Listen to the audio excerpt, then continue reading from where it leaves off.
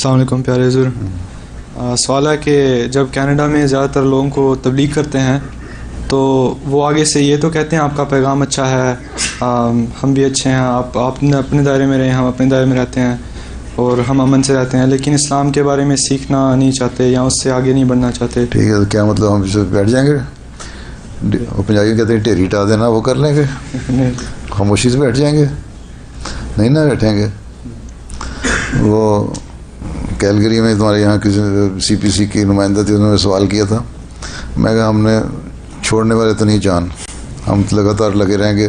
तुम नहीं मानोगी तो तुम्हारी नस्लें और तुम्हारे बच्चे मान लेंगे। हमने अपना काम जारी रखना है। वो मिशनरी वर्क किस तरह होता है, ठीक है? एक नई नस्ल नहीं आई तो अगली नस्ल मानेगी। हमारा काम तो ये है कि इंसानियत को बचाना, और जब तक इंसानियत इस दुनिया में कायम है हमने काम करते चले जाना है। कहीं नहीं मुसलमान दावा किया कि जो मेरी नस्ल थी वो मान लेंगे सारे।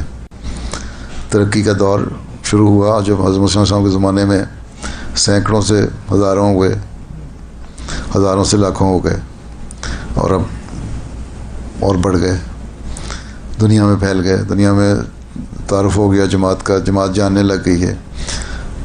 असम्बलियों में एक दूसरे पे इतराज़ होने लग गए हैं कि तुम जमात की फेवर क्यों करते हो और क्यों नहीं करते।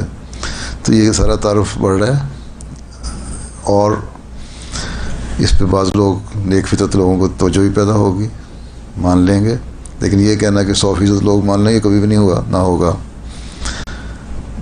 लेकिन अगली नस्ल, उससे अगली नस्ल पैदा होती रहेंगी और हो सकता है उनमें से मानने वाली हो जाएं, ठीक है?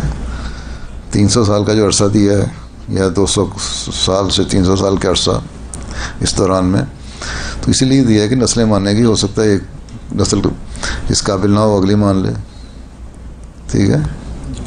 हमने अपना काम करना है, हमारा काम जो हमारे सुपुर्द है,